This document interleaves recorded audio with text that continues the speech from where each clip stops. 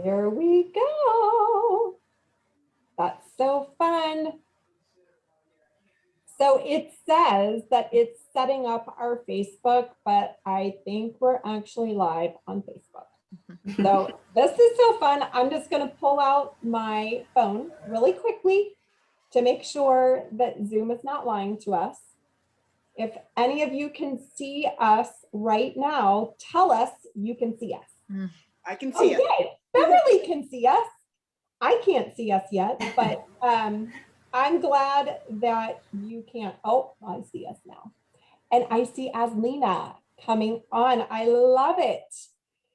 So welcome everybody. We are super duper excited that you're here. This is going to be a super fun hour. And I want to just kind of share with everybody that this particular session will work a little differently than what you're used to. So normally in a Facebook Live session, I'm saying hello and I'm looking at your questions and comments in real time. In this particular discussion, we are just going to be focusing during our time together. I'll be focusing my time with our panelists. Okay, so don't think I'm ignoring you if you're commenting and asking questions and I'm not seeing them. What I would also like to say though is please do comment. So we would love to hear any additional perspectives that you have or any additional questions that you might have so that we can follow up after the fact and continue to add value. And you know that I like to give away free stuff. So I'm going to say that the person who comments the most during this session is going to win a $10 gift card to either Amazon or Starbucks, and it's your choice. So I will circle back after the fact and let y'all know who the winner is. Okay.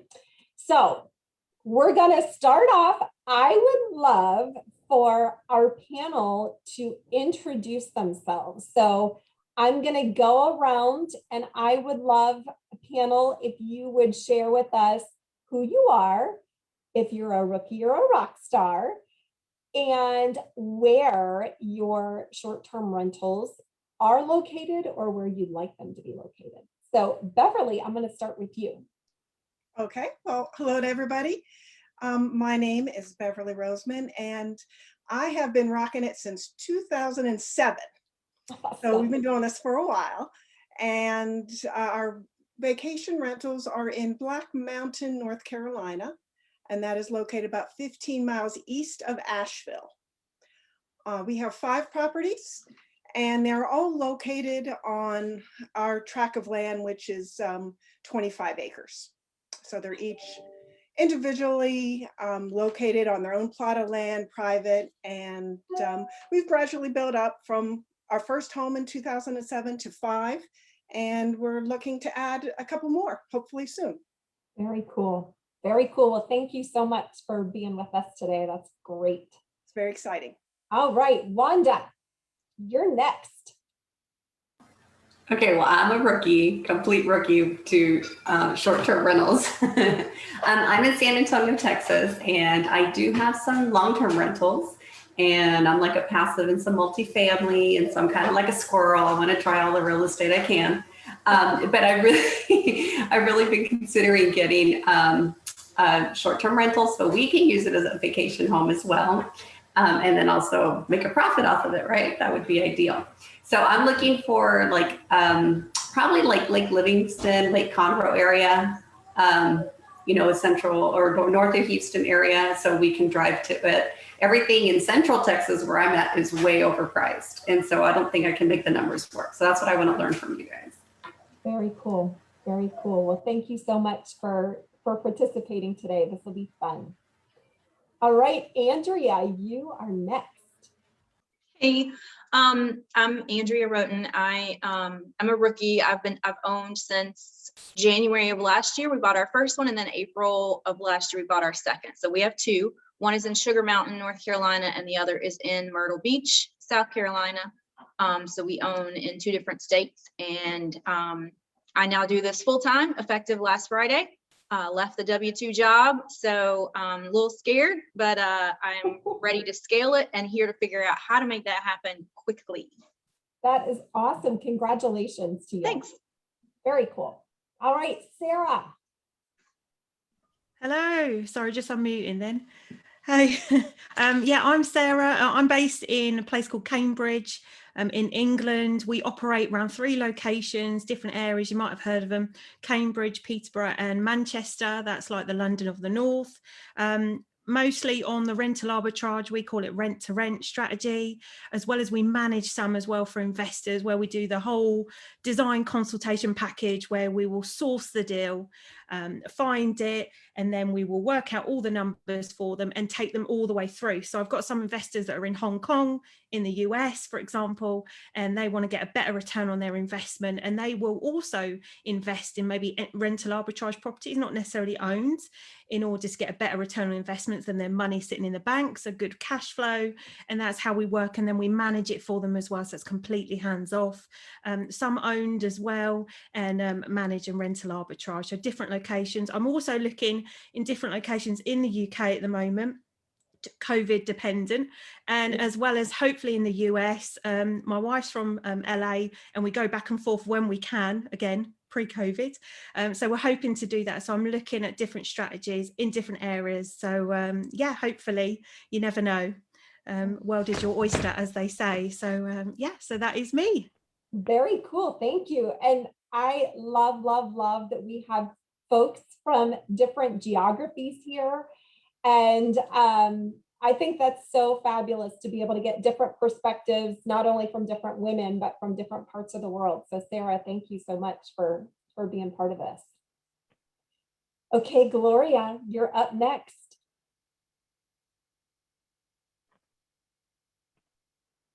Good afternoon. Sorry. My name is Gloria, and I just moved to Virginia 2 weeks ago from Houston, Texas. So I understand the whole power thing. Anyway, so a couple of years ago, we decided to buy our first long-term rental, and then in Texas, and then we bought about 7 months later, we bought another one in another part of Texas. And recently we bought a fourplex about a month ago, a fourplex that we're using as Airbnb. So I'm totally new on this short-term rental thing.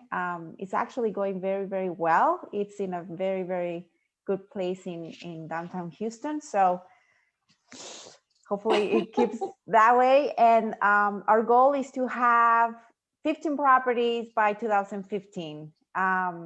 So internationally, actually, so hopefully we can get some, and we don't really even know where else, in what other states, how to even manage that. So that's very cool. I think Sarah could hook you up in the UK. Yeah. Cool. Awesome. Well, thank you. We're so excited that you're here, and congrats on your move. That's very cool. Okay, Cheryl, you are up next. Okay, hi, I'm Cheryl Kroll, and I live in Dallas, Texas. I'm a rookie. We have an STR in Massachusetts, and we're actually on the North Shore. So we have similar to a Cape offering, except that we are just 20 minutes north of Boston versus 3 hours south. So that's really cool. We just purchased the property last summer, and so I stayed there and made the big transformation to the STR and opened in August. So that puts us in about 8 months. Very cool. That's so fun. And you're doing obviously distance. So I do that too. So yeah, it is a little, you know, it's got its own twists and turns, but I love it. So kudos to you. Yes. Okay. Talk about fun geographies. Okay. Aslina, tell everybody where you live. Okay. Because we all need to know these things. Tell us who you are, how long you've been in real estate, and where you're from. All right. So I have to apologize for that coconut tree background. so I was playing with it at one point and I don't know how to take it off. So you have to just like, one of these Zoom thing. And I'm like, okay, how did that happen? I couldn't figure it out.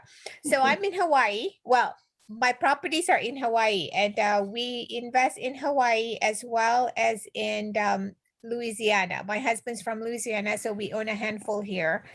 And the Hawaii property, there are 6 units that we rent out. We live in one and we rent out the other 5. And they're in 3 different buildings. So it's like a duplex, a single home, that sort of thing. It's right on the beach. TikiMoonVillas.com, and I can send you guys my my website as well. So we've been at this for a long time. So it's our main this is what we do. And the one in New Orleans, we rented more because of the location of where it is. It was more of a midterm rental, so we rent to nurses and doctors. And apparently I'm learning this as well from my tenants, because I'm housing people who come here to get treatment for some major stuff. So they have to be in the area for, 3 to 6 months or something like that. So the goal, it's really funny because our goal, I know my husband loves short-term rental. I do too. But the way we do it in Hawaii, I'm involved. We live there and we take care of things. And obviously, I don't have to be there every day. I mean, we're gone 4 to 6 months out of every year, but I am involved. It's pretty hands-on. It's not like hands-off, money just come to the bank kind of a thing. So we thought of expanding more into the longer term kind of a rental, just a basic multifamily or duplexes and things of that nature. But I'm not opposed to it because I have because we were gone so long last year. I created a way to manage it, from afar. So I'm like, you know what? That's not such a bad idea. Maybe I will do that again. And I know, Stacey, you came up with a couple of ideas there, and I'm still thinking about those. I know my plate is really full right now. So if you're going, hey, you can check back with me and kind of go. Yeah, definitely. So yeah, so we've been at this for a long time. So I can probably tell you, and there's a lot of things that you don't do it all. We've been through it all. We got great guests, we got terrible people that show up, and we got do you charge cleaning fees? Do you not charge cleaning fees? Do you do this? Do you all of that stuff? Yeah. So we've gone through a lot of the trial and errors ourselves. Yeah, that's awesome. Thank you, Aslina. And we're super excited that you're here. And I am calling for a retreat at Aslina's place sometime very soon. Sure, let's do that. Okay, next. My namesake here, Stacey, and I see Stacey spells her name correctly with an EY. Stacey Whittington, tell us hello and where you're from and how long you've been at this. Hey there. I don't know why my camera doesn't seem to be working, but my name is Stacey Whittington, and I am closing on my first property 2 weeks from yesterday. So I live in Iowa, and our property is in Lake of the Ozarks, Missouri. So that's about 5.5 hours from where I'm at. So we'll be kind of doing the long distance thing. So we're really just kind of soaking up all the information we can, joining some groups, researching, trying to figure out all the things, because it seems like there's a lot. All the things we knew about and all the things we didn't know about. So. Well, I'm glad that you're here today, and I hope that this time together will definitely be helpful for you. So thank you so much for being a part of this. Yeah, it's great. Thanks for letting me join. You're welcome. Luann, hello. Tell us who you are and where you are, and if you're a rookie or a rock star. Hi, can you hear me? Mm-hmm. Okay, because I had some trouble also connecting. My name's Luann Wilson Sexton, and I live in Connecticut. I'm on the New York border. I am a rookie for sure. One of the things I said was that I'm a rookie even at being a rookie. So I'm just trying to figure out, you know, the whole thing, how it works. I'm very interested in having a short-term rental. I recently sold my house that I had been using as a long-term rental in upstate New York. And so I'm looking to invest in short-term rentals, and I'm just looking for something to start off, you know, because it's, you know, to start off small, basically, so that I can build my way up. And so I've been doing a lot of research on locations and, you know, looking at a lot of things on the group, trying to learn where people are and what works, what doesn't work. And so, you know, I connected with AirDNA, and I, you know, purchased a couple of zip codes to look and learn. So that's where I am. I'm just like, I'm a sponge right now, anxious to soak up all I can from the rock stars out there. That is awesome. Well, we have some awesome rock stars here to help you. So we're excited that you're here with your questions. So thank you. Thank you. Yeah, and I have a mystery guest with a 321 phone number, but I don't know who it is. It's me. It's Catherine Benici. I don't know how I didn't get to, but I was in the car, so I don't know. And Stacey and I were talking at length before it all went down. So congratulations again, Stacey. I know, and then I got kicked off, and I was like, what happened? I got to reboot. Me too. I'm like, was it something I said? Yeah, I'm sure it was me. No. So this is, my name is Catherine Benici. I'm definitely a rookie. I'm here in Tampa, Florida. I have been in long-term real estate investments for a long time. I'm a real estate agent and a property manager too. Came over here to take on a team here in this area, Tampa, St. Pete, Clearwater. Built a team and then resigned and have been home with my children. But I joined this group and I really like it. I'm at an interesting point in my career where I can go a couple different ways. I'm looking at not wholesaling myself, but buying to do the our method. But this short term is really interesting to me because I've managed short term rentals before, and I mean it's not. Once you manage one, I feel like you can go ahead and manage, you know, a number. But the short term stuff, if it really is that lucrative, that much more financially advantageous, then heck, maybe I don't mind the work of even doing some of the turnovers myself. I mean, I'm not working right now anyway. So I'm just really looking forward to hearing and also just being part of such a supportive women's group. And I really like the vibe of the group. So thanks for having me. Yes, you bet. You bet. We're glad you're here. Okay, so the way that this is going to roll, I'm going to call on our rookies and I'm going to have a rookie ask a question.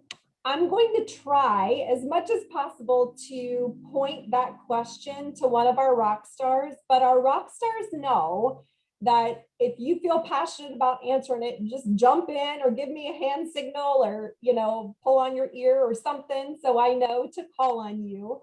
And also for anyone that's watching, again, you're welcome to post questions. I am not going to be looking at the comments like I normally do in real time, but we will follow up afterwards. Again, there's a $10 giveaway for the person that comments the most during this time. Okay, here we go. All right, this is fun. So Wanda, I'm going to start with you. What is your first question that you would like to ask? I know that. I don't know. I just knew that you're going to call me first. Okay. So I'll try to narrow it down to one from the 100 that I have. So for the rock stars, I know how much time this can take, especially managing it far away. Like, what was the tip? What was like the balance that like finally tipped you over to like, okay, busy mom, do I really have time for this? The other things to like, what finally convinced you? What was that final push that pushed you over the cliff? Like, we're going to just do this. Like, I'd just like to hear a story. Yeah. Okay, Beverly, I'm going to start with you. What are your thoughts? Okay.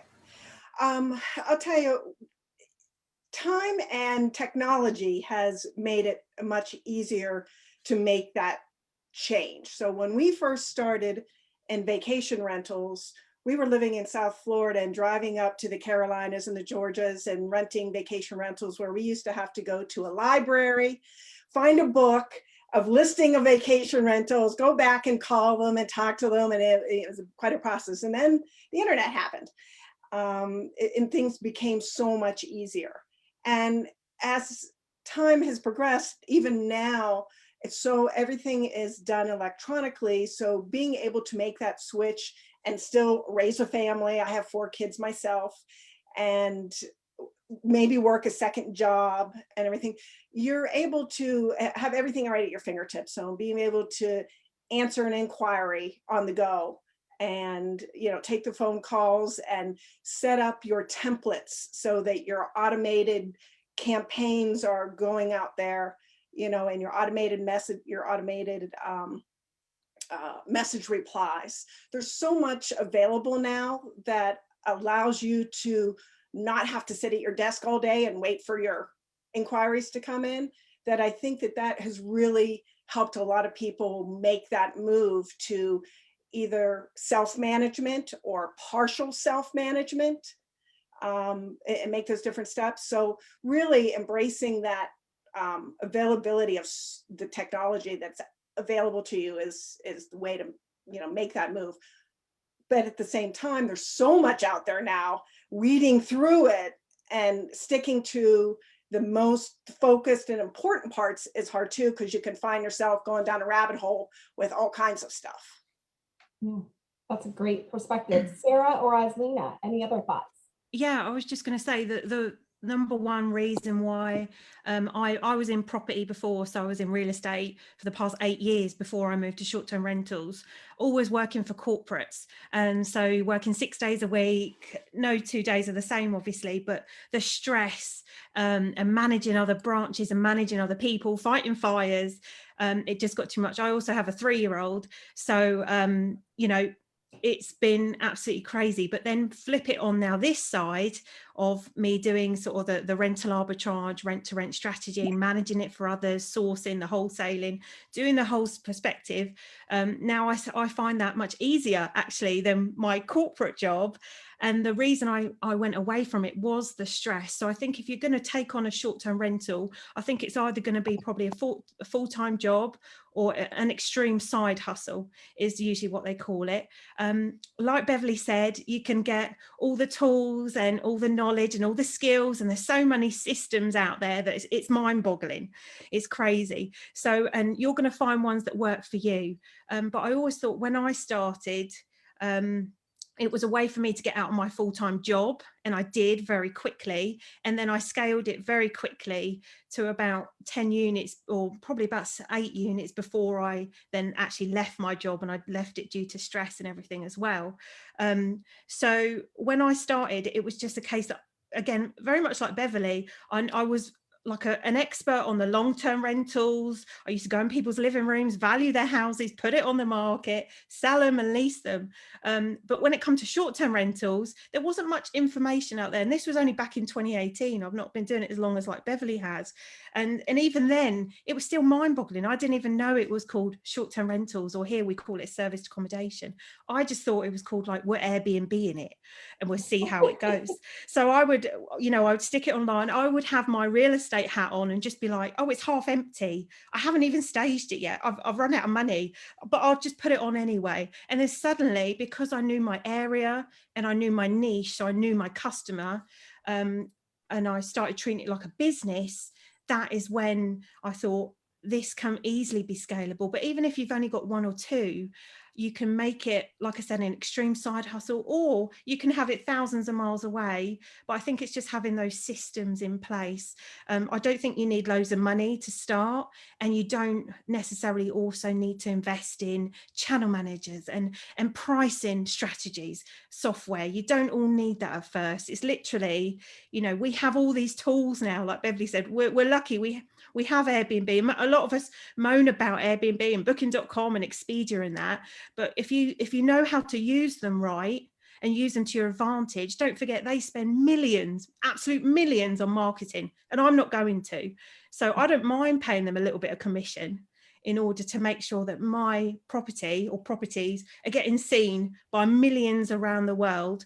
And I think it's also just giving it a go. Don't be afraid. You don't need to be an expert. Like I wasn't. I was just like, I'll see how you go. Airbnb is quite simple as well. I'll figure it out.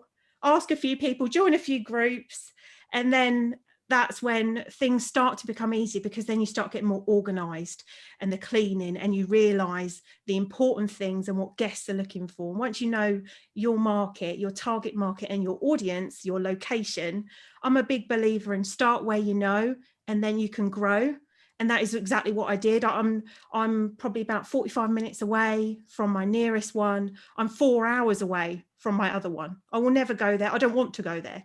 But so that is about putting the things in place. So I just started on the area I knew because I worked there, and I thought I can pop there. Want to finish at 6. I can pop there, do a quick clean. Took me longer than I thought. All this stuff does, doesn't it? Again, learn as you go. And then you start as you're tripping and falling. But yeah, it's definitely possible, but don't think you have to have everything ticked off before you start. That's what I would say. So I hope that helps. That's awesome. Thank you. Aslina, any other thoughts to share?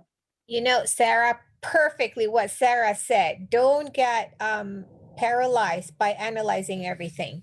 So you can always start, and then you make mistakes, and then you kind of go, okay, well, that didn't work, you know. So hopefully your mistakes is not going to cost you to the point where you can't do anything for a while. Even if it did, I can guarantee you won't make that mistake again. So, and you can probably teach other people how not to make that mistake. So I think the worst thing you can do is not to move forward. Right? So whatever step that is, and like Sarah said, you don't need a boatload of money. It's helpful to have some, obviously. And it's helpful if you have a boatload of money. That's nice too, but you don't have to have those. If you do want to grow, Airbnb is fantastic. They did it so simple. You just like go through their thing and check the boxes, and that's all. Ultimately though, you don't want to be just dependent on them, because I think some people, you know, they have glitches, they have weird stuff. So you want to continue to do, and eventually I recommend you to, if you want to scale up, you definitely want your own website, and think of a name that you can continue to say again and again. You know, ours is Tiki Moon Villas, right? So you start, you know, signing off as Aslina at Tiki Moon Villas, whatever that is, and keep saying that. And even when you list it on Airbnb right now, even if you don't have that, get that name and see if you can buy the domain for it, and you can start saying it, like, you know, when you write to people, blah, blah, blah, whatever, oceanfront unit at whatever that name is, right? So then what happened is when you do that a lot, people will start to go, gee, I wonder what this is, right? So they'll Google it, and you want them to be able to find you when they Google it. So number one, I mean, I have, my listings are all over the place. They all say Coco Bungalow at Tiki Moon Villas. And then they go look at Tiki Moon Villas and they see that I have all these other listings, which they won't find because they weren't looking, you know, whatever, for whatever reason, it doesn't, you know, so it just works better. So if you want to scale up, Airbnb is a fantastic place to start, but think in terms, if you have more than 2, you need to have your own website. And if you want this to continue to be your side hustle, then you know, Airbnb is probably fine. And you know, there's all those other like VRBO and, you know, all those other little little things as well. The other thing too, when you have your website and you have appropriate tools to it, somebody just asked me earlier, how do you make sure that you're not double booked? It's built in. So, you know, so everything, you know, when somebody booked, then all of my calendars on all of the platforms are blocked off. So, because double booking is not fun. So there's that. And, you know, in our case, we also, I manage our own cleaning team. It used to be when I've been at this for so long, it's hard for me to remember how it was in the beginning. This was mostly my husband's thing. He figured it out. He goes, "We'll do this," and I'm probably more. He was already doing it when I met him, and we got together and got married, and I moved from California to Hawaii, and I was going to look for work, right? And that I had no idea what vacation rental was at that point, other than I know it exists. That's it, you know, and I've never really looked into it. And you know, he was showing me what he was doing, and I was a business planner at that point, right? So what I did was people come to me, they show me their business, and then I will help them grow. So when I moved to Hawaii, he said, "Why don't you just help me with my business?" I'm like, "All right, let's take a look." So he showed me he had a pretty good business going, but my my analysis was you are not even tapping into the potential of this, right? So I gave him a list of I put him through what I put through all of my business clients at that point. I put him through the analysis, and my first finding was that he's not charging enough, right? So what I did was I did a little just a quick little market analysis and see what's being offered at the area and for how much. So he goes like this, like, "I don't know if I can do this," right? Which is, I remember thinking, this is why I charge people a fee to do this, because, you know, when you do it for free, they do that to you, you know. So we increased the rates by about between 45 to 60%.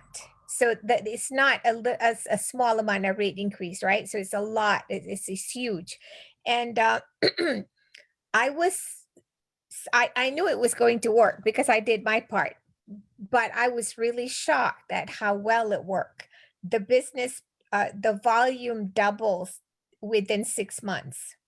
So that was interesting. And then we add other offerings like, you know, corporate retreats and wedding venues and things of that nature. So that part of it just happened, you know, and that portion, you may find yourself in race position, right? Where you're running everything on your own and you've grown as much as you can on your own.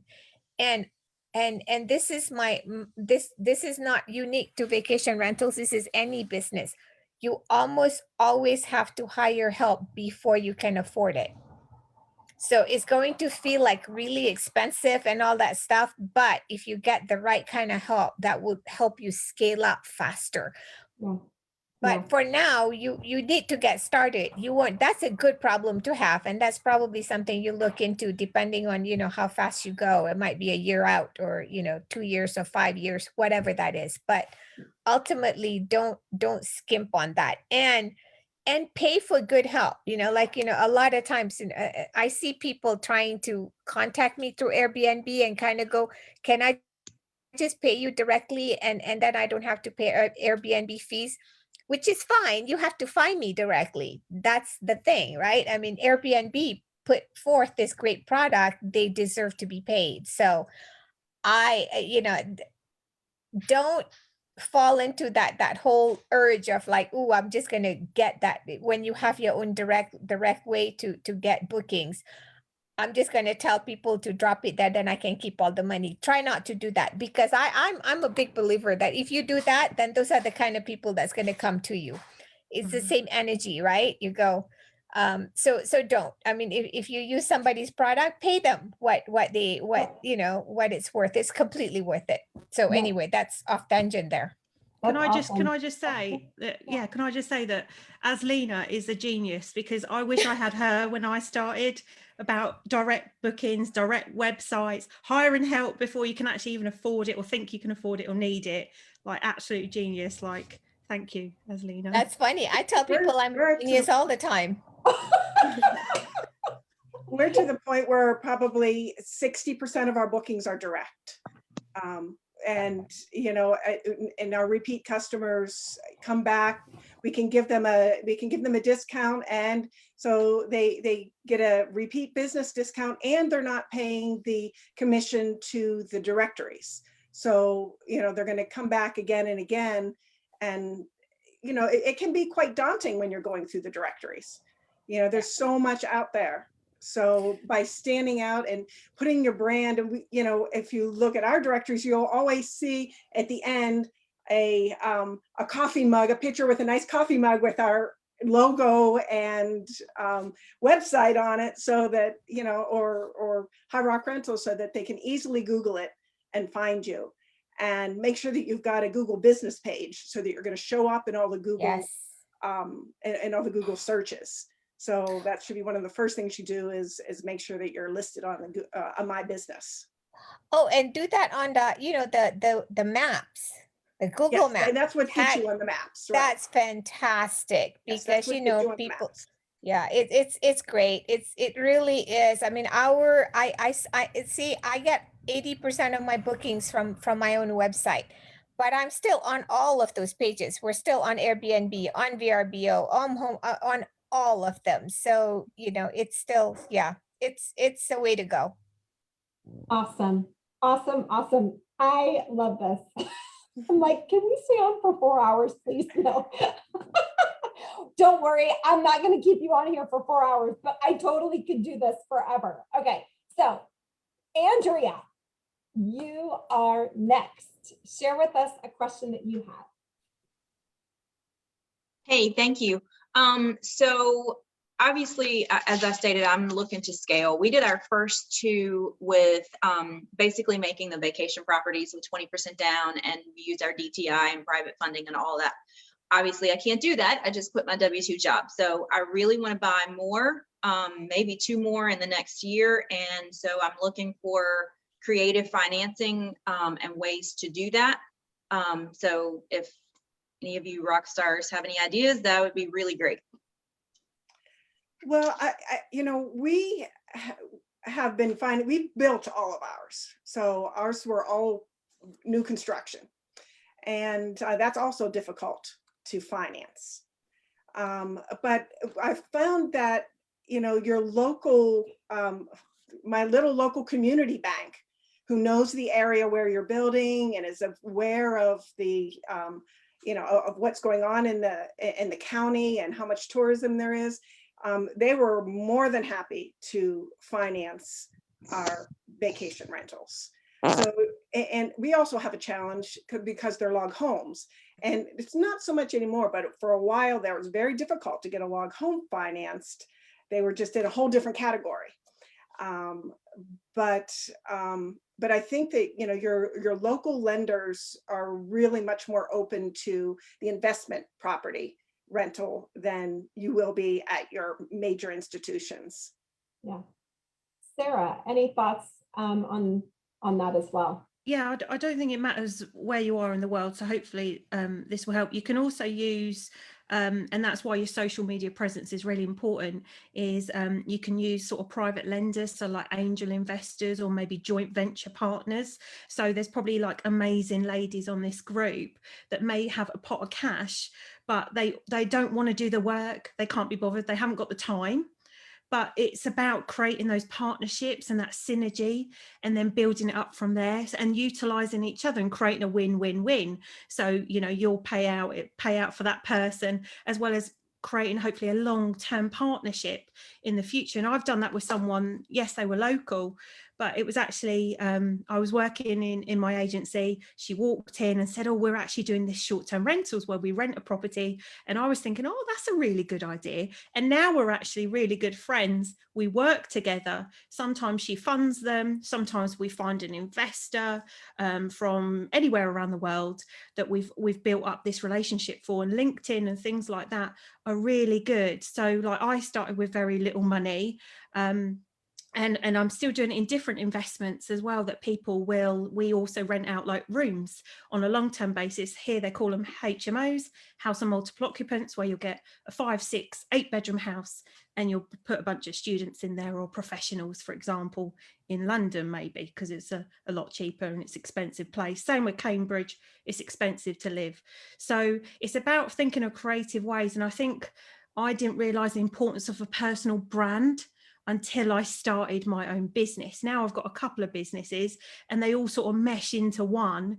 But at the end of the day, it starts with me, and the face behind it starts with you, and people buy people. And I'm a big believer in that, because I was always in sales and always been in sort of business. So people buy people. They don't really, yes, they say, for example, Airbnb or Facebook, for example, because it's bigger, you know, it's a different scale. But for you starting out, it's definitely possible. But I think it also starts with you. Another way that I've done it as well, I'm not sure what they call it there, but here they call it lease purchase options, where you're sort of you know, you get a distressed landlord, maybe a tired landlord that has had enough, maybe hasn't got going for a divorce, hasn't got enough for repairs, and you will swoop in and go, hello, Mr. and Mrs. Landlord, I can do this, this and this for you. I can pay your mortgage, but I'm going to pay it a small amount. So again, you're still making profit. And then I'm going to agree a sales fee, a purchase fee, sorry, now. And then maybe in 5, 7, 10 years time, that also in that time gives you a chance to build up your credibility, your credit score, your business as well. You're scaling in the background. And then at the end of this lease purchase option, they have to sell it to you, but you've also got the option to buy it. So you don't have to buy it. So, you know, you've probably done all the numbers and that's why you've offered it, and they've agreed because you've found them a way out. You're helping them, but they don't have to sell it now, but you're just covering it while they're building their credit as well. There's different ways around it, and then at the end of the lease purchase option, hopefully, obviously with capital appreciation, you've probably already made money on that property as well. And maybe you've put maybe a little bit of deposit. So like, I'll give you 5, 10 grand now. It doesn't have to be excessive. So if you can't afford to buy a property now, you don't have to. And those are the ways I've done it. And like I said, most of mine are on rental arbitrage, because I was more interested in building up cash flow in order to create other ways of getting out my job, as well as creating ways to start other businesses and build it up. And maybe because here, the old fashioned, you need a minimum 25% deposit. Average price around here is about 400,000. That's average about $600,000. That's going to take you a bloody long time to save up in order to get your extra short-term rental, not even the one you live in. And I haven't got that time. So it's about thinking outside the box and different strategies. So there are ways to do it, but I, like Beverly said as well, maybe local, more talk to your bank, building your credit up, but also don't sit and wait as well. And banks now, they're old fashioned in a way, you know, there's other ways you can do it, other strategies, but it's about knowing people. So the more people you talk to, that's what I have found, getting out my comfort zone and just saying, I don't really know what this is, but I know I've got all the credibility and I'm willing to learn, and you've got the cash. So let's work together and make something happen. So those are the way I've done it, and the ways I'm trying to do it as well, to different other strategies. So don't just sit and wait and keep saving and watching that savings account slowly going in a little bit of interest per year, which is nothing, or in this case a minus with our side. So yeah, hopefully that helps a little bit. I don't know if anyone else. Sarah just brought up a very interesting point. You don't even have to buy a lease purchase. You can just rent something and put that up for rent, you see. And it was like, this is not it happened to me, and it sort of like fell on my lap is what happened. The home right next to our homes in Hawaii, the woman was running it remotely, and then she was just very unhappy about it. So she came to me and she said, do you mind if I lease it to you long term and then you just take it over and do whatever it is that you need? I'm like, well, all right, let's take a look at the numbers. And interestingly enough, she has this beautiful home. And just to give you a sense of you know, there is a way for you to know how to do it and a way to not do it correctly, right?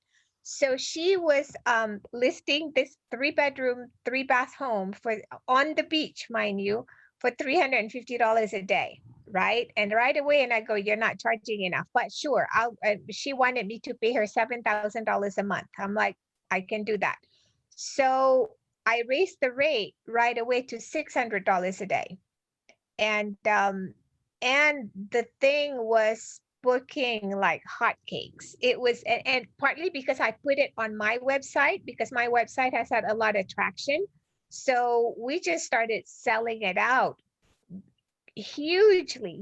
So you don't have to buy it. You can. And in fact, in that one, because she had future bookings on that property, that was like, to date, is probably the best deal I've ever closed on my own.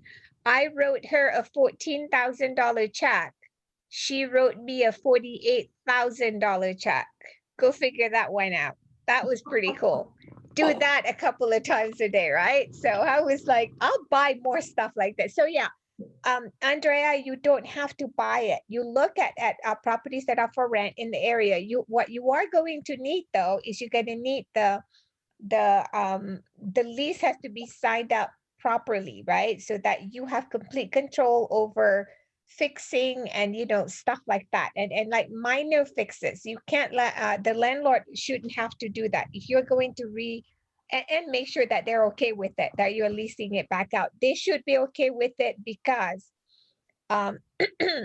you would take better care of that property.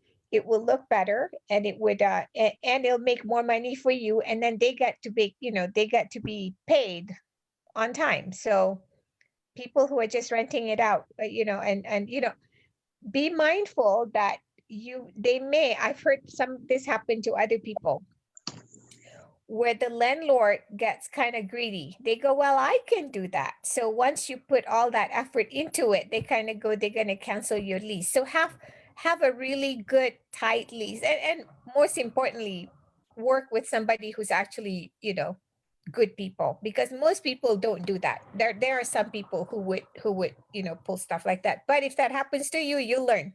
You're going to figure out what to do next, right? So in order for that not to happen again. Yep. Awesome feedback. Awesome feedback. I love it. I'm sorry, one more thing. Okay, Yeah. so as you start scaling up, start protecting your assets. So LLC, very important. And when you do the LLC, let's say your address of the property is 546 10th Street. Don't name your LLC 546 10th Street. Okay, so you want it to be hard to find. You don't want it to be, the whole idea is to create some sort of a separation. That way, if somebody look it up, they can't just, they go, oh, well, I know so-and-so owns that place. She lives over here. You want to create more of a barrier than that, because otherwise it's just a waste of time. Cool. Thank you, Eslina. You're welcome. All right, Gloria, you are next.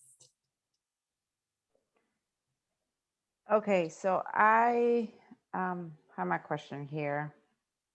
Actually, I'm gonna ask my second question. Okay. Would you recommend to buy properties this year where the market is a seller's market? I know in some areas it's not, but in some areas the prices just went up like crazy.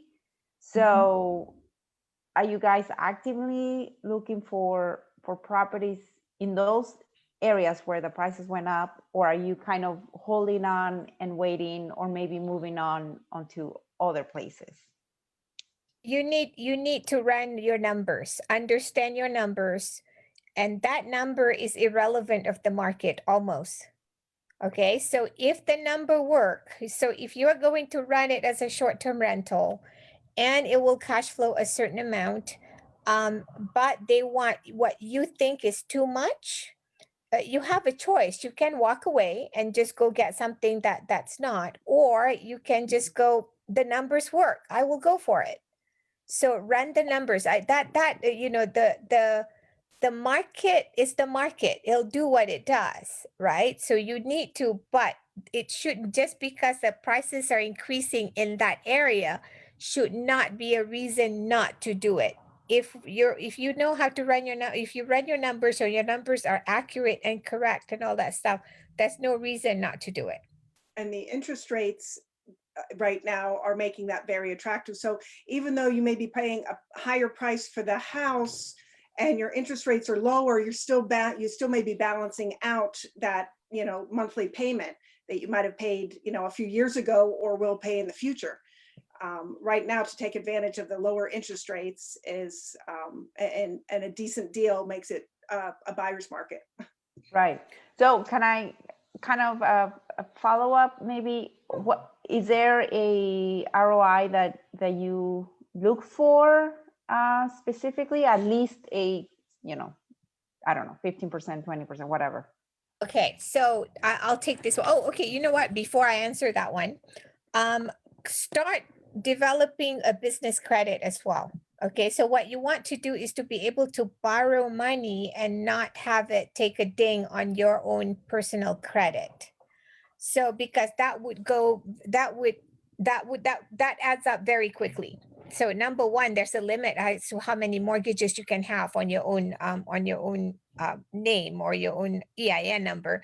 So now this part again is going to feel excessive and it's going to feel expensive. It's going to feel all of that, but ultimately it's going to be worth it. So create an LLC and then start getting the mortgages in the LLC's name. So that way, if somebody run a credit report on you, none of those appears on your report. So ROI wise, when I am looking at a long-term rental property, I need it to be a minimum of 1.5% of the all-in price. This is what I mean by that. Let's say an all-in price of something is $100,000. That means what I pay for the property, as well as all the rehab that I need to do, right, is $100,000. I need to be able to resell that or rent that out for a minimum of $1,500 a month. Does that make sense? So that's called the 1% rule. And, you know, as you're doing your research about real estate investing, you will come up with that. The 1% rule, my requirement is a little higher. I need it to be 1.5%. 1% will cash flow. What that means is that if you pay $100,000 for something and you get a $1,000 rent per month, that thing will cash flow, positive cash flow. Not much. It's probably going to be like less than $100, but it is a cash flow. It's not money out of your pocket. So if you can get, so when you do short-term rental, that gross is a lot higher than your typical long-term. I still go, you know, if I'm looking at short-term rental, it would need to be, the minimum would be probably 3 or 4%, because it should be, you should be able to get that much higher. So that's for the cash flow portion. Now, ROI it depends on your goal, on what it is that you're trying to do. Are you trying to flip? Are you trying to buy and hold? Are you trying to do? So it's so individualized. It's not something that you can, you know, you can go, well, maybe you know, 10% minimum. It's not necessarily a good thing for everybody. So figure out what it is that you want out of this. And I know a handful of you are still working your full-time job.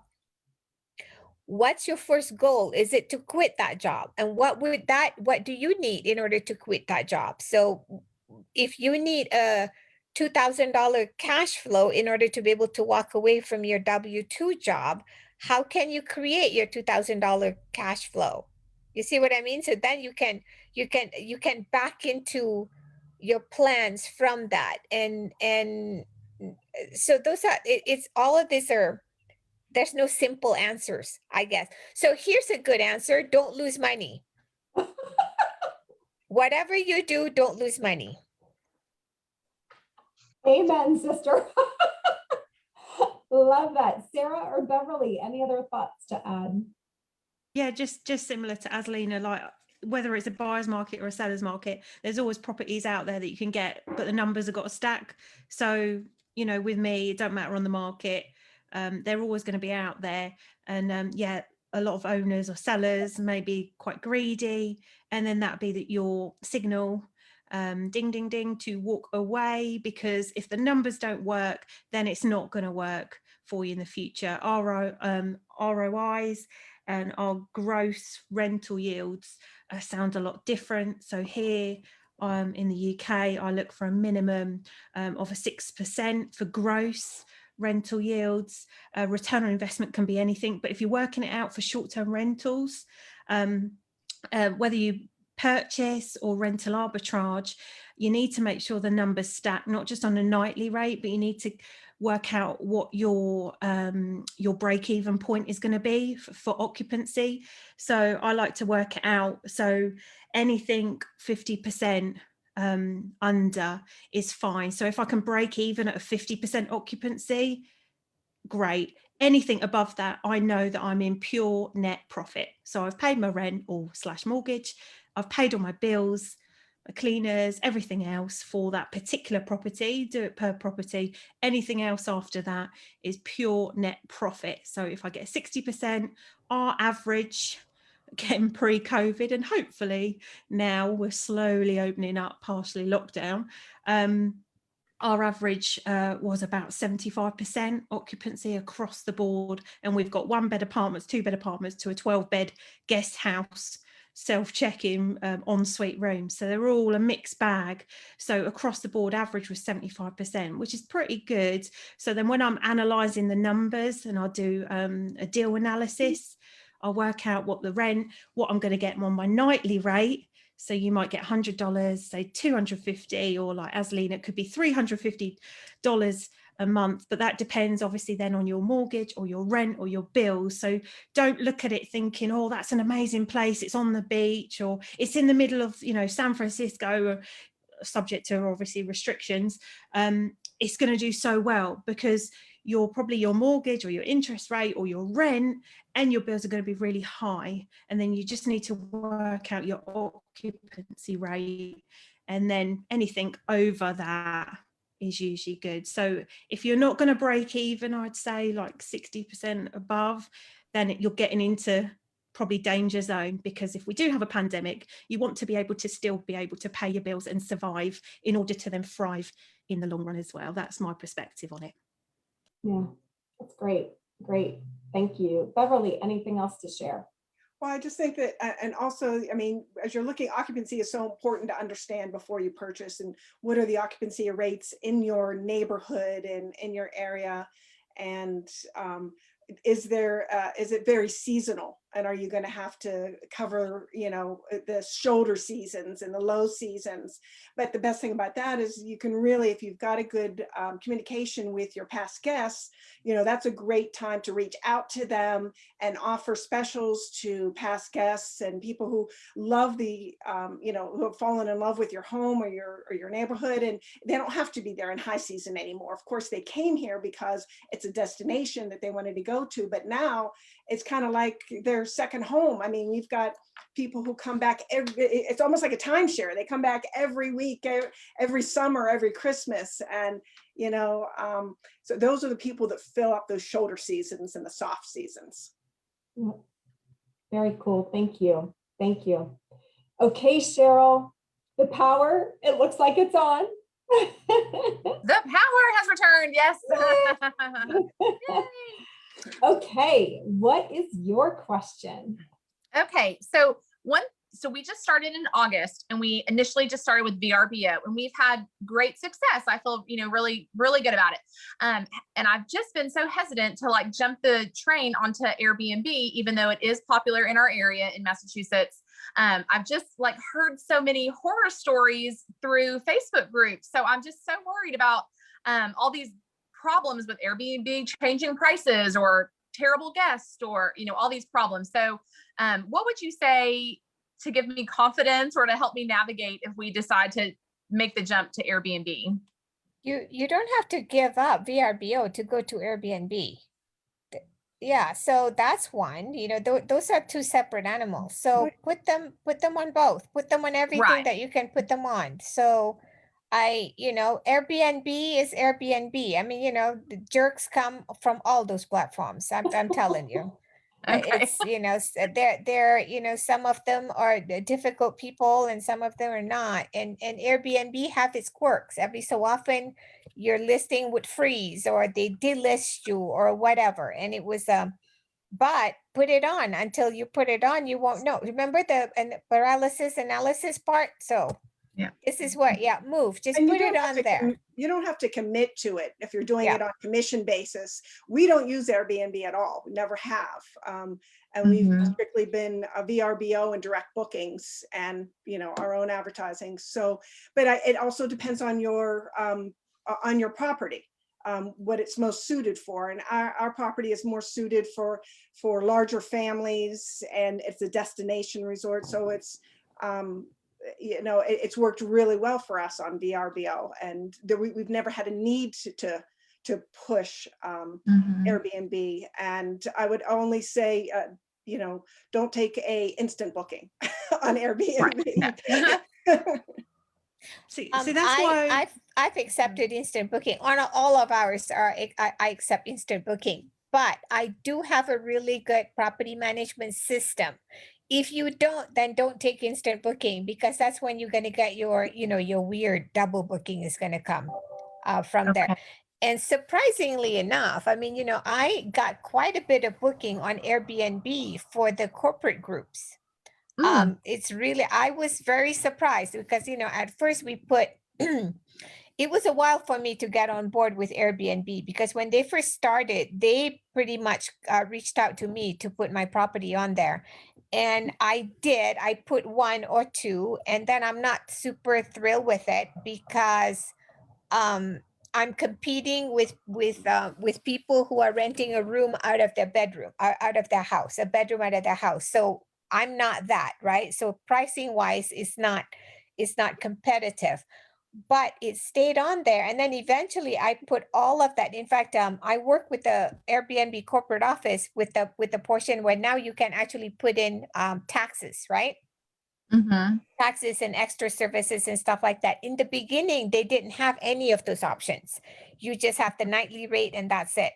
And so I did put our larger offerings, which is, all 5 units that we have all in one. We call it Tiki Moon Villas 5, and that can sleep up to 26. And I actually got quite a bit of booking from Airbnb eventually, not right away, but I was surprised. I'm Airbnb's become a pretty interesting player. I don't still, the majority of my booking comes from my own website, like about 80%, and the rest is about Airbnb, maybe half and half, Airbnb and VRBO. And then there's all these random little ones that every so often they reach out. There's one thing called Glamping Hub, which is really cute. It's an adorable little thing. But I told them I am not glamping. I'm not. That's not what we do, right? Yeah. But I mean, the kid was cute and she was sweet, and I thought, okay, I'll do this part with her. Guess what? Every so often there's a glamping hub booking. I was like, whatever. You just don't know what would actually work. Hey. I'll go if you- glamping in Hawaii. I'm fine with that. right? And it was like, and I'm sitting there going, okay, so it's not going to work if you put it on there and you're holding your breath, waiting for something to happen. So Local that directories are very good too. We get quite a bit from our from the Asheville Tourism website. where you can list your vacation rental for free and consistently get bookings referred from the tourism sites. Yeah, those are really good ones. Yeah. Oh, here's the one that's really weird. Craigslist. They actually work. Really? Wow. Yep. I And good haven't done clients? that for a long time. I did in the beginning, and but I don't anymore. What happened was that here's why I got involved with Craigslist. There's some dude out there who's listing my property as his property, right? And he's telling people to pay. It was a scam. It was a flippin' scam. And I didn't even know about it until a family showed up. They have everything, all of my photos, everything. This family showed up going, we have a reservation here. I said, no, you don't, So after that, I start paying attention to Craigslist, and I would, I would make sure that number one, people are not listing them, when without my knowledge. And then I actually put my own thing up. So yeah, it actually works, especially when you're starting out. It's kind of a pain because you have to do it like manually on each site, right? But create an account, create the ad, and then and then it pops up to the top every week or however it is that they do it. I haven't done that in a long time, but when you're starting out, try it out. You never know. That's awesome. So just jump in. Jump in, that's right. What I would say as well, Cheryl, is you just need to get on all of them. We have so much access to all these amazing sites, and like I said before, they spend millions of dollars on marketing. They're even on our commercials now, rocking about staycations and workations and all that rubbish. So the whole point is, again, I'm not going to spend all that money, so they are. So it's free to advertise with them. Yes, they do take a bit of a chunk of commission, and maybe to the guests as well, depending if you've got a channel manager or not. But either way, that's another booking that you necessarily might not have had, especially when you're just starting off and your website's brand new. You've hardly got any reviews. The whole point is to get on as many platforms as you can for maximum exposure. And actually, it's funny on the different sort of opinions of that. I love Airbnb. I find Airbnb a lot easier to use, user friendly, as well as from a guest perspective. For Airbnb as well, I can vet and check my guests, because you can actually, as a host, review your guests. No other platform like booking.com or Verbo, etc. You can do that. So I've just had 4 lots of checkouts all this morning, and in the afternoon, they're all booked via Airbnb, 4 out of the 5. Then we can actually review them as well and give them 1 to 5 stars about their cleanliness, communication. Did they follow all the rules? If someone books with me via booking.com, they can write whatever they want about me and on Google, and I have no say whatsoever in that. And Airbnb, I think you've got to tinker with it. I think if you're a super host and you work a good year with it and you figure out those little things, they will treat you a lot better. Now, I think now after the pandemic, and they realised that they lost half of their profits because obviously the pandemic, they're treating us more like partners now rather than just customers. That's why they're a public as well. You can buy shares into them, and they've spent a lot of money, I think, improving. So any issues I have, like the other day, we had to put a claim in for a broken shower because the guest didn't mention it. So we're like, right, we'll put that claim in. And because there's host guarantee insurance with Airbnb, I can then guarantee that even if the guest doesn't pay, Airbnb will pay to me because I've got host guest insurance, whatever they call it, host guarantee insurance. So, if you don't take a physical deposit, you can still claim via Airbnb, and they're the one, you have to chase them, but just keep chasing them and they will pay out. And also take a physical deposit. If you're not confident, you're not 100%, anyone that doesn't book with us via Airbnb, we take a physical deposit. We'll send them an invoice. They can pay by card, Amex, whatever they want to pay with, wherever they're staying, coming from all around the world. And we would take a minimum of £350, which I think is about $450.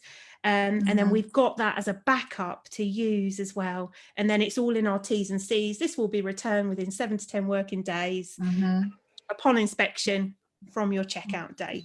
So there's loads of things you can do to back yourself up. But definitely, whatever your place is, there's so many things now. I think on there they're doing yurts.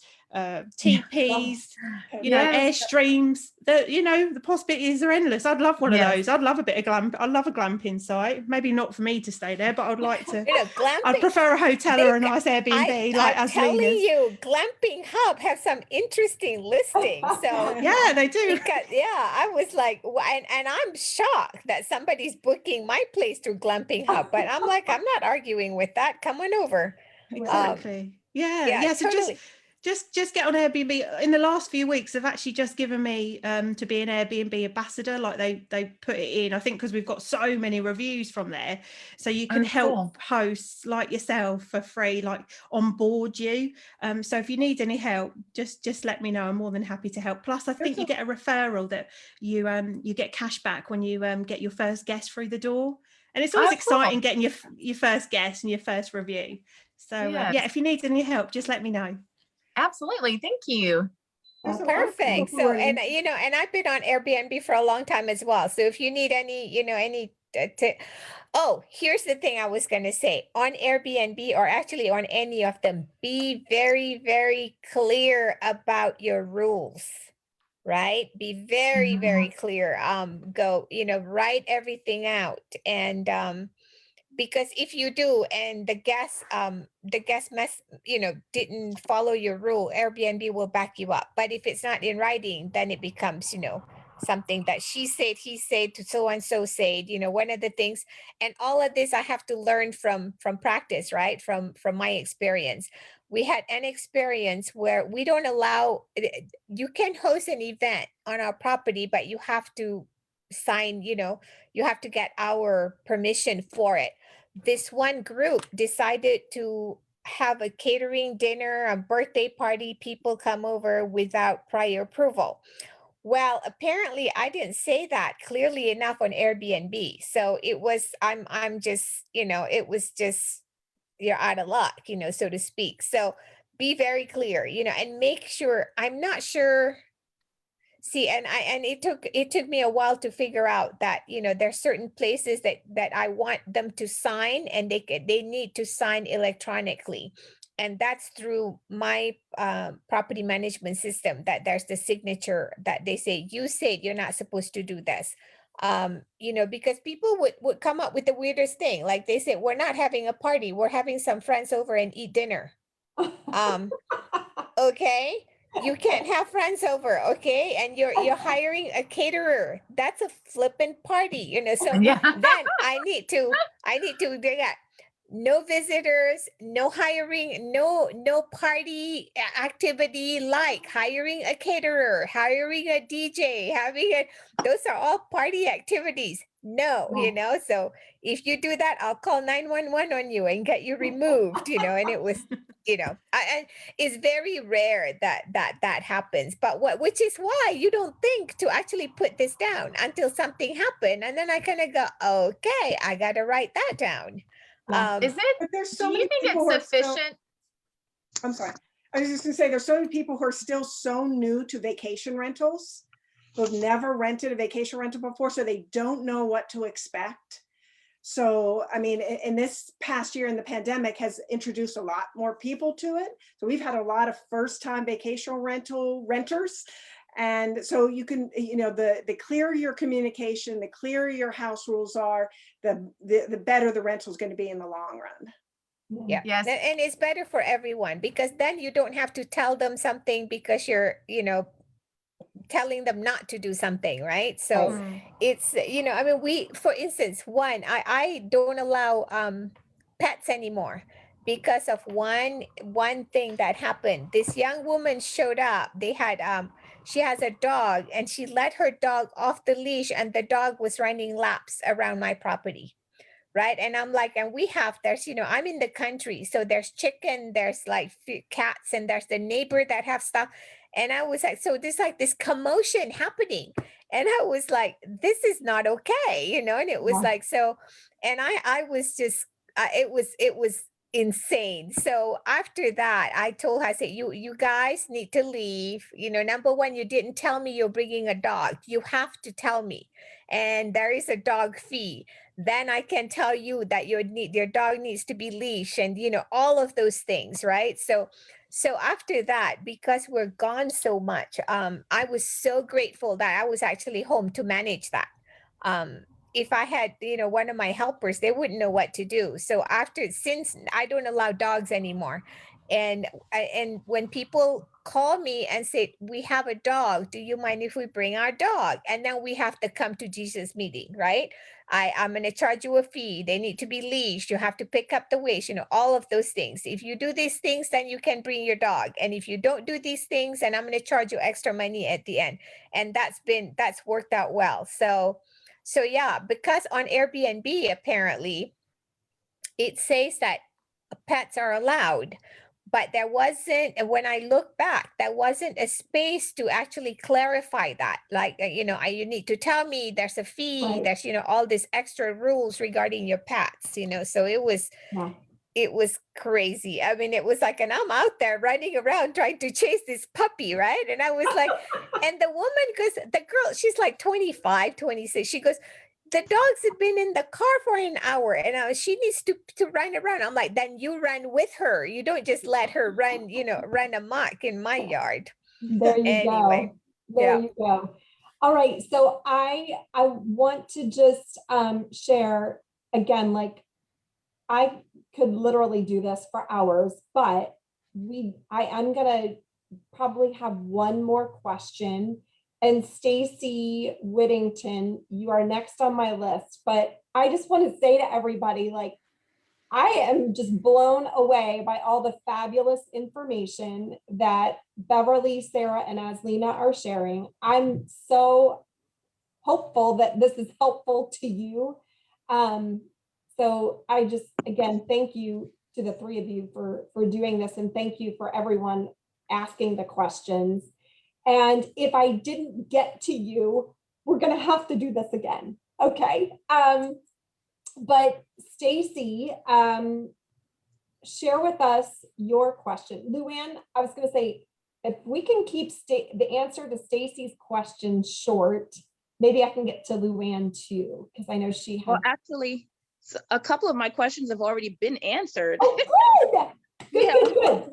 Awesome. So that works out. Cool. My question was around, so we're just closing, and so we need to determine, we're probably going to list on VRBO to start.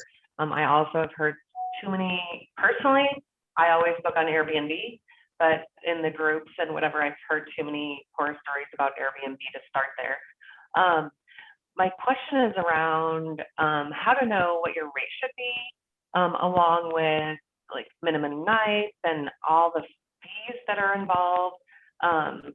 My significant other is partners with me on this, and we are at odds on what the price should be. And I've scoured and looked at a million other listings to kind of see the lay of the land and see where their rates are. And based on where their rates are, then I also look at their calendar and see how far out they're booked or not. And so, like, any suggestions on how to know where to land and where to start? Okay. Sarah, what are your thoughts? Yeah, I think be confident on your pricing. Maybe you guys can like meet in the middle. You obviously invested there for a reason, so you probably already have a rough idea in your head. I also look on AirDNA. I start on there as well, just to give you sort of a, you know, an indication. You can also click on individual listings as well. So ones, if you just put your zip code in and roughly about your property, there is a free version as well that will do that. You don't necessarily have to pay on a monthly or yearly subscription. And that will give you a rough indication of what it's like.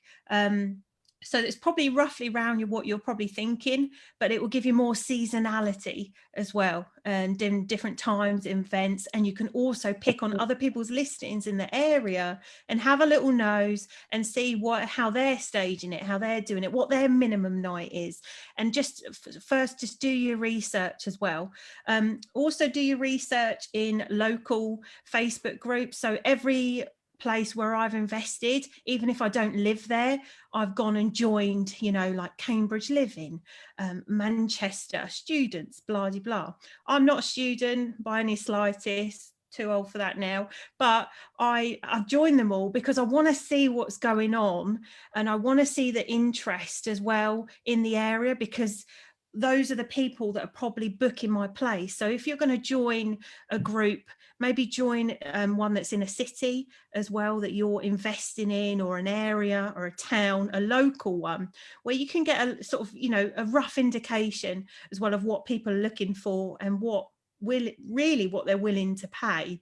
If you've got international people coming over as well, you know, just googling Airbnbs in, short-term rentals in, and then it will bring up a whole list of direct bookings, probably like Asleen, as if I put in, you know, places to stay in a certain place in Hawaii, Asleen's direct booking site will probably come up. And again, that's all market research as well. So do your market research, but also be confident on your pricing, and you're going to adjust it, you know, and then as you build up more, I pay a subscription to Price Labs. They're a price strategy tool. You can have beyond pricing. I use Price Labs because it connects with my channel manager, and it does it all for me automatically. Because I've had before, and again, you learn from your mistakes, that one time I didn't adjust the Christmas rates for next year, or I think we had a Pride event in Manchester or something, and I didn't clock that. And the next minute, people are already booking for next year, and they've got it half price than what I really wanted it to be. And I'm like, oh, no, but I learned from that. So they got a good deal. And then those things which you learn from, and Price Labs really helps. But I think if you know your area, be confident on your price. When you list on Airbnb, they tell you about smart pricing. Turn that off. Smart pricing, how it works is it will basically just get all the listings in that area and then work out the average pretty much. Again, you can have smart pricing on, but make sure you put a minimum in. Otherwise, again, I've learned from my mistakes that it will really bring it down. And then suddenly I'm like, oh, I've got some bookings. And that's because it's dirt cheap.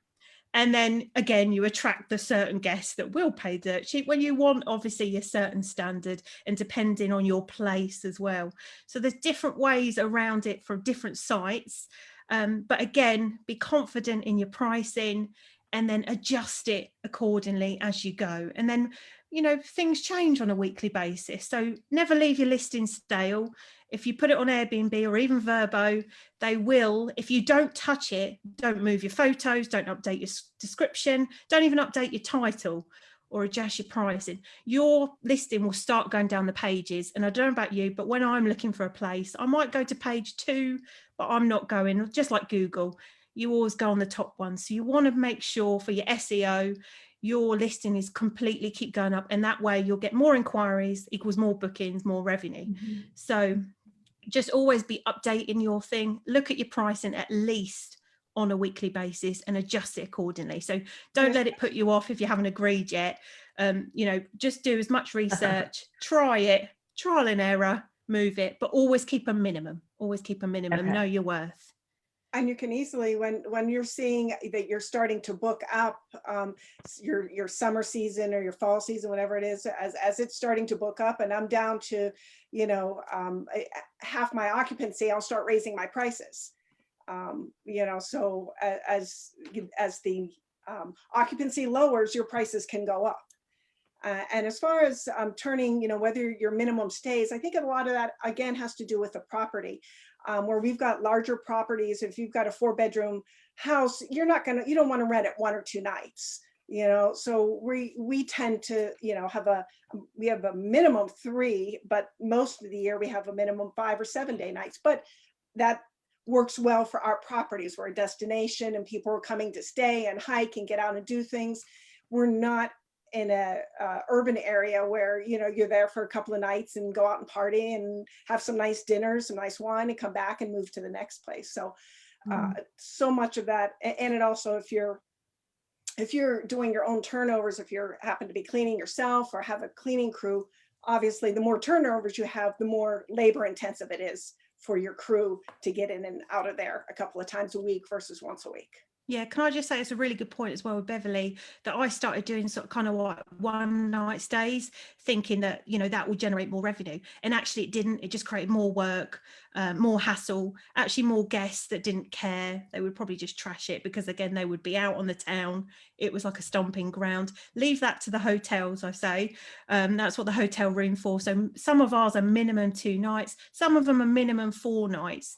And stick to your guns. You will get inquiries that come through saying, oh, we're this and we're a lovely couple and we don't do this, you know, or we're this age doesn't matter. It doesn't matter.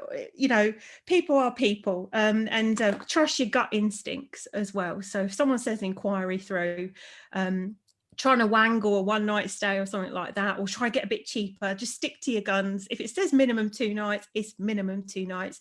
Think, oh, an extra $150 a night, but actually the hassle of it, and if they do wreck it, and the time it takes if you've got someone going in the next day, really isn't worth it. Yeah, that's just my little tip there, and again, a mistake that I've learned from, so hopefully that helps you not make the same. Awesome. Aslina, any other thoughts to share? Well, our minimum night stay is 2 nights, but when I ran an analysis of our, of our stay over the last couple of years, it's the average stay is about 4 nights. So I don't know. At one point we did change it from 2 nights to 4 nights, and then it was like crickets for a bit, right? And then we move it back to 2 nights. So now I do sell it for 1 night when it's in between 2 bookings, right? So we let that the sandwich. So I have 1 day booking and I will allow a 1 night stay at that point. And to Sarah's point is that it's a double-edged sword. I have cleaning people that I pay. So I always like to, the more I can get them to work, the better. And I try to accommodate them that way. And plus, if it's just sitting there, if it's not that big of a deal, then it's great. We are not in the city. It is out. So it's not like they can go get drunk and come back and, and just trash the place. So there is that. So if you are in a city where that's possible, that may be a problem.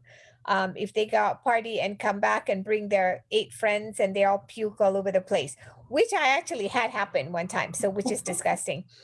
And they brought their own booze, and I was like, anyway, so yeah, it's all, you can try it out and see what happens. And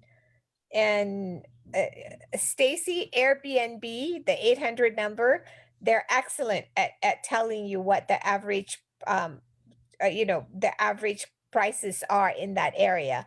And it's going to be hard for you to get a price figured out until you have your unit actually staged. So now what you can do, I would suggest going to Airbnb or VRBO and look at some of the units that are offered and look at the one that you like and how much they are charging. And then you can start putting together your room like that. Does that make sense? So, yeah, that makes sense. I've spent so there hours you go. Yeah, stalking other and listings. So do not scrimp on the bed, the mattress. Get a good mattress. I don't care how beautiful your house is. If your mattress sucks, you're gonna get I'm gonna be very unhappy. Get a really good mattress. Get a really good sheets, right? So they don't have to be expensive, but you don't want to go dirt cheap either. But they have to be nice. When you lay down in it, you're gonna go you want to get that thing. That's how I when I buy something, I sit and I go, okay. If it's not then you don't want that one. And so yeah, especially the bed and the blankets, they have to be really nice, and it was like the rest, and I would prefer everything else to be a bit run down, but the mattress has to be top notch. And each bedroom you should have a TV. This is like, it's been shown that a room with a TV rents at 50% more times than a room that doesn't have a TV. If you have a TV on the room, when you take the photos, turn the TV on. Those are all the weird little things that, you know, that, and make sure that room is clean. Like I saw, I think somebody was posting something right on this group the other day. They're renting it out, and there's like their clothes everywhere. I'm like, no, you don't want to do that. You want it to be clean. None of your stuff, if it's part of your home, none of your stuff should be in it. So if I'm looking at a picture, I don't want to see your closet full of your clothes, right? So it has to be empty. Like it should be what it should look like when I walk in. And okay, here's my own little quirk. Make sure the fan blades are clean, please, because that'll be the first thing I check when I go in places. It's amazing to me how many places has just like fan blades that are covered in dust. So anyway, so that's my little. That's so funny, Aslina. You going, oh, that should be like your commercial for your website. Like, come stay at mine, you know, like that is absolutely hilarious. That's brilliant. I love that. It's going to be about an uncomfortable bed or a squeaky bed. You will definitely, people will make that known. And in speaking of your pictures, when you're putting up your pictures on your listing, I always think it's good to have some really nice quality pictures of the destination as well, because they're coming there for the destination, and then they picture your rental. They didn't pick your rental and then say, oh, it happens to be in North Carolina. So they're coming there for a reason. So not only do you want pictures of your accommodations, but you also want pictures of the surrounding area and what they're going to see and how close they are to some of those things. Yeah, that's awesome. Great, thank you. You guys, I should say you gals, are all rock stars. I mean, seriously, I am so grateful for everybody who has joined in to ask these great questions, because I bet that there are lots of people who had the same questions that Andrea, Cheryl, Stacey, Wanda, Gloria had, Luann, Kason, but they didn't, you know, for one reason or another, they didn't join our panel discussion. I'm hoping that we'll have more of these and more people joining and more people asking questions. So again, I just want to thank each and every one of you. I so appreciate it. And if you are watching, let's give all these ladies hearts and thumbs up and hugs and props and everything. So thank you. Thank you for putting it all together. It was yes, thank you very enlightening for a lot of us. You bet. Thanks, Stacey. Yeah, I learned so much. Everybody. Nice meeting you. Jumping in. Thank you. Great to meet you all. Bye. Bye-bye. Bye. Thank you.